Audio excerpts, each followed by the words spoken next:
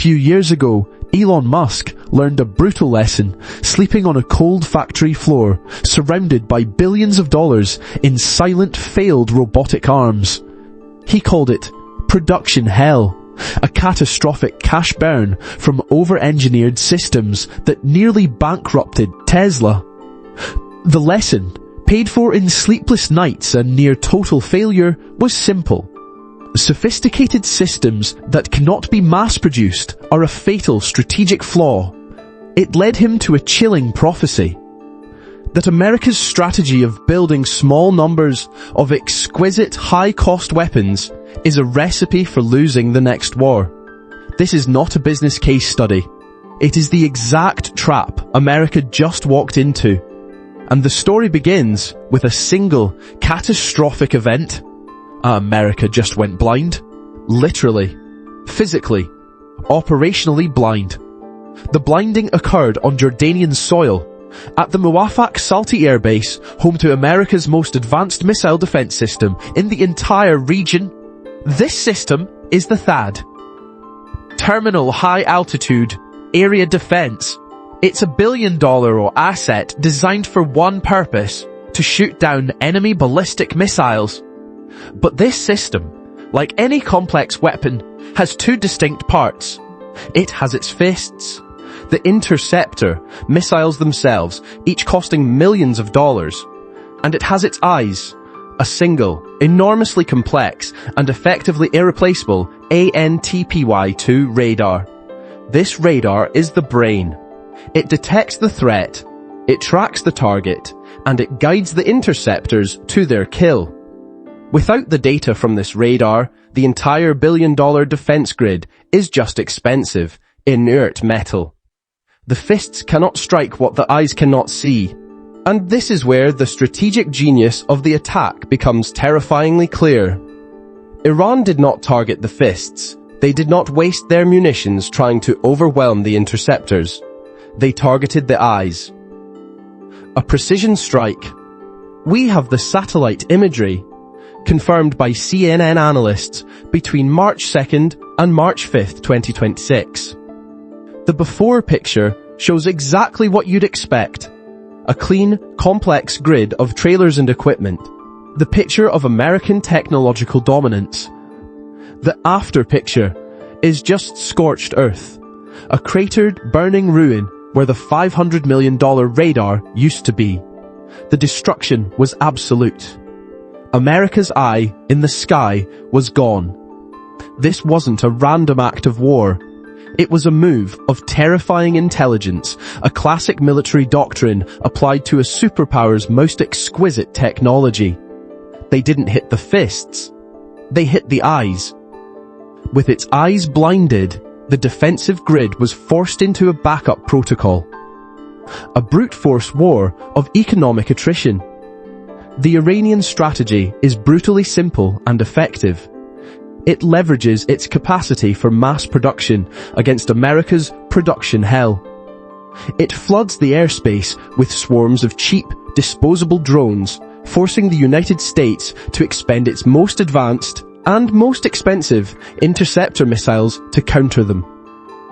Let's analyze the math. The numbers are not just bad, they are structurally fatal.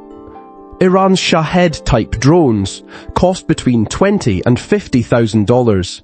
Think of them as flying lawnmowers. To destroy one, the US is firing a Patriot interceptor that costs approximately $4 million. This is not a battle. It is an economic hemorrhage. The United States is forced to spend at a 100-to-1 cost disadvantage, sometimes far greater. It's like trading a Rolls-Royce for a fleet of rusty bicycles. You may win every single engagement, but you will bankrupt yourself in the process. This is not a theoretical projection. The missile depletion is a confirmed reality. In March of 2026, former Secretary of State Blinken publicly admitted the equation was broken. His words were, "Using very expensive interceptors to shoot down $20,000 in Iranian drones is not a good equation if it continues over time." This was a direct public confession that America's arsenal is bleeding out at an unsustainable rate. But this burn rate isn't just an abstract number on a balance sheet. It has a physical, terminal consequence on the battlefield. The numbers translate into inventory depletion.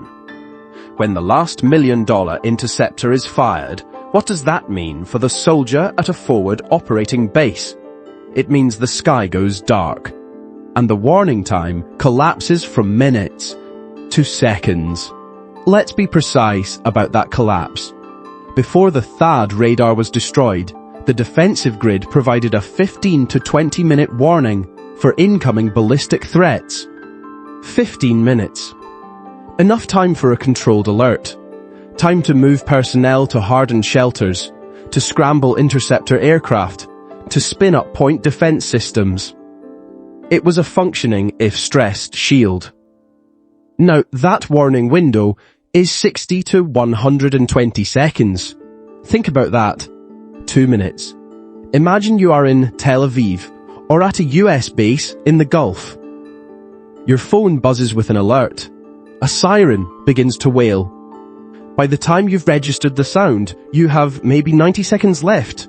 There is no time to get to a shelter. There is no time to scramble anything. There is only enough time to comprehend that you're about to be hit. A 2-minute warning is not a warning. It is a death sentence, delivered with a 2-minute delay.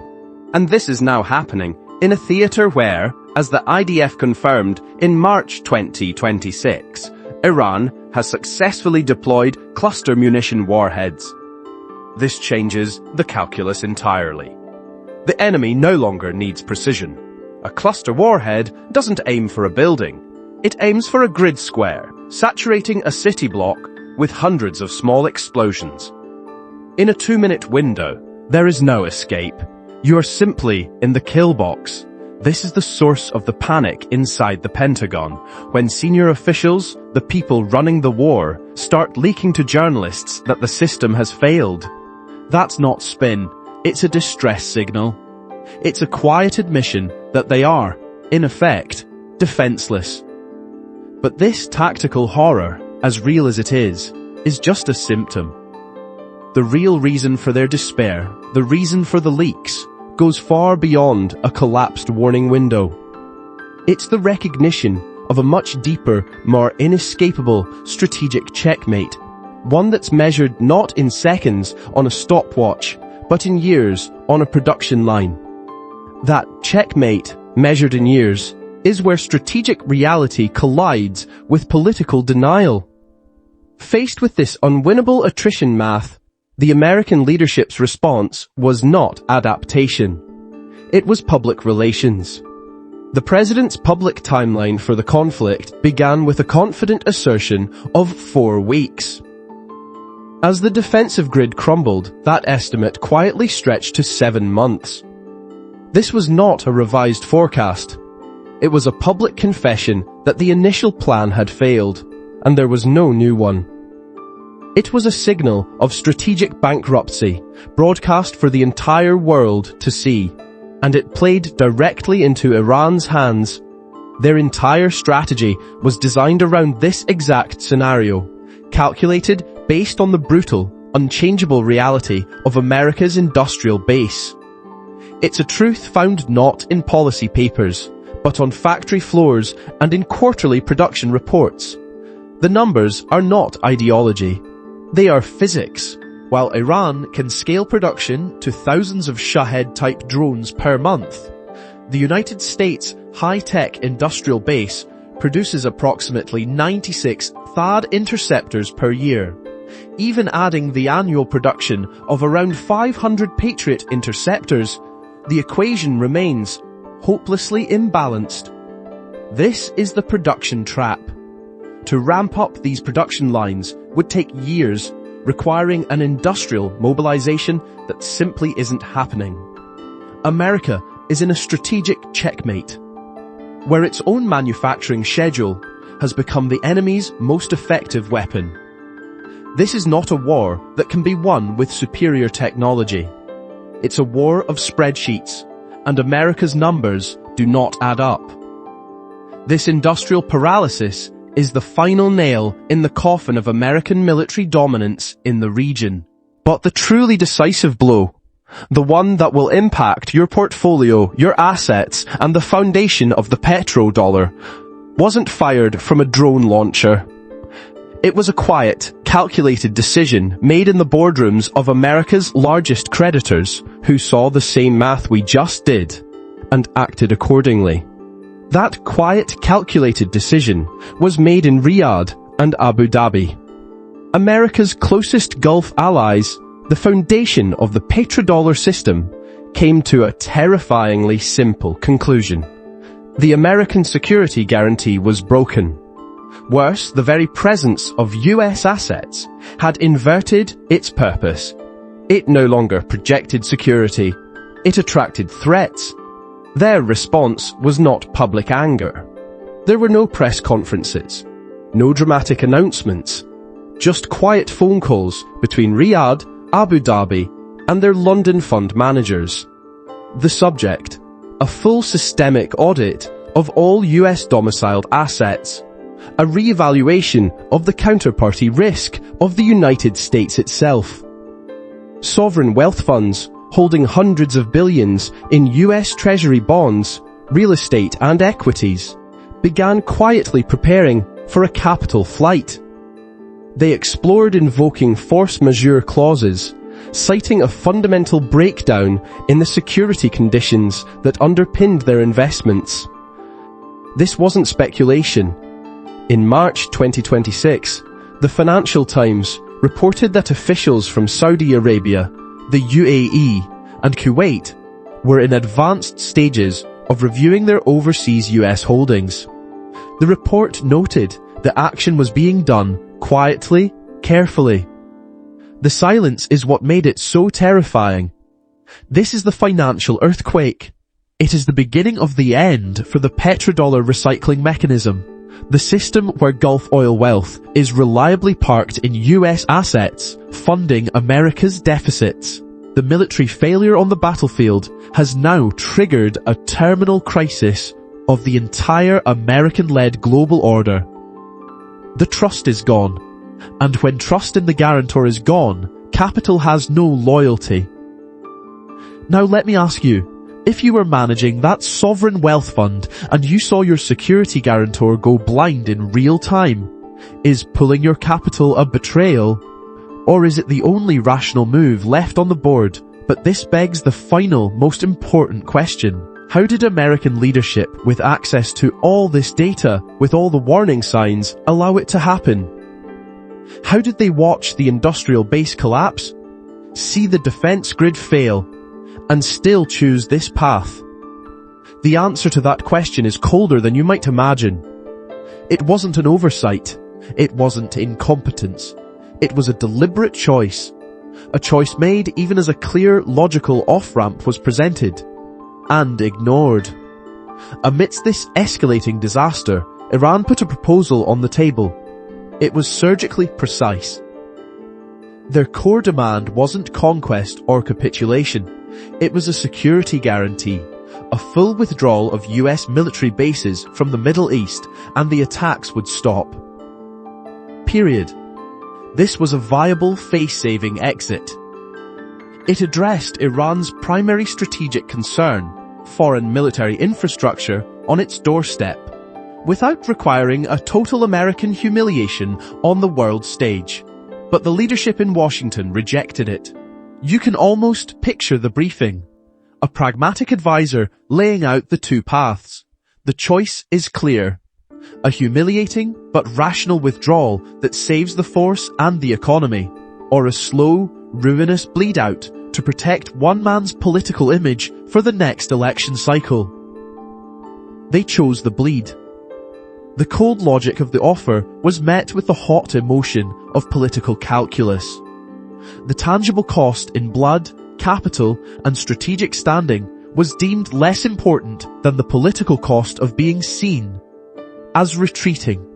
They chose to sacrifice the national interest for political image, condemning the region and the global economy to a prolonged state of crisis. But this decision didn't happen in a vacuum. While America's leadership was busy managing perception, its global competitors were managing reality. They weren't just watching the bleed out. They were capitalizing on it. The question is no longer just how America is losing. The question now is, who exactly is winning? The winners are those who operate on a different calculus. While Washington fixates on political optics, Moscow and Beijing are executing a quiet, synchronized strategy of economic and geopolitical consolidation. The first flow is energy revenue. Conflict-driven supply disruption creates a price premium on oil, a direct subsidy to Moscow. Analysis of energy markets since the conflict began confirms that Russia's revenues have stabilized, allowing it to redirect export volumes to new partners at a discount, cementing leverage while Europe is distracted. This isn't just watching America bleed. It is methodically converting that hemorrhaged capital into fuel for its own machine, evidenced by a stabilized state budget despite sanctions. The second, concurrent flow, is capital. As the weaponization of the dollar erodes trust, China positions itself not as a haven, but as a predictable counterparty offering long-term policy visibility. It accelerates the use of the yuan for energy settlements through the Shanghai International Energy Exchange and welcomes sovereign wealth, evidenced by recent strategic investments from Abu Dhabi's funds, which are actively de-risking from US-domiciled assets. China isn't creating chaos. It is providing a functional, non-politicized clearinghouse for capital fleeing systemic risk. These are not isolated events. They are symptoms of the grand unifying vulnerability this crisis has exposed. The global map is now clear.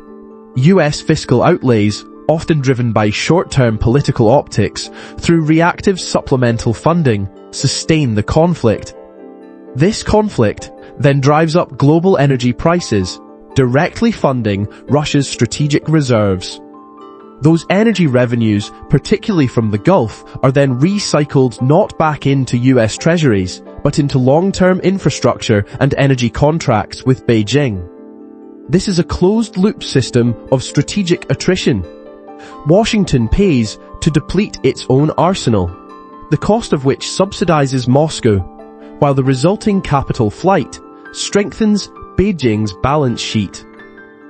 This triangulation exposes the core of the American model's failure, its reliance on expensive, exquisite systems in an age of cheap, scalable threats. This is the new calculus of attrition. Recent wargaming analysis of drone interceptor exchanges confirms the cost asymmetry. For every dollar an adversary spends on an attack drone, the US is forced to spend between $20 and $28 on an interceptor.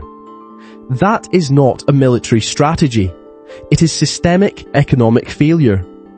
For every dollar of threat neutralized, 20 are spent. This is a negative 95% return on security capital, a managed liquidation of national power.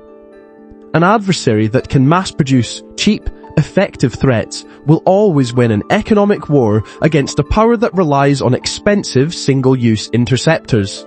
This is the unforgiving math driving a fundamental realignment of the global economic order. And sovereign wealth funds are not waiting for permission to adjust their ledgers accordingly. So, we return to where we started.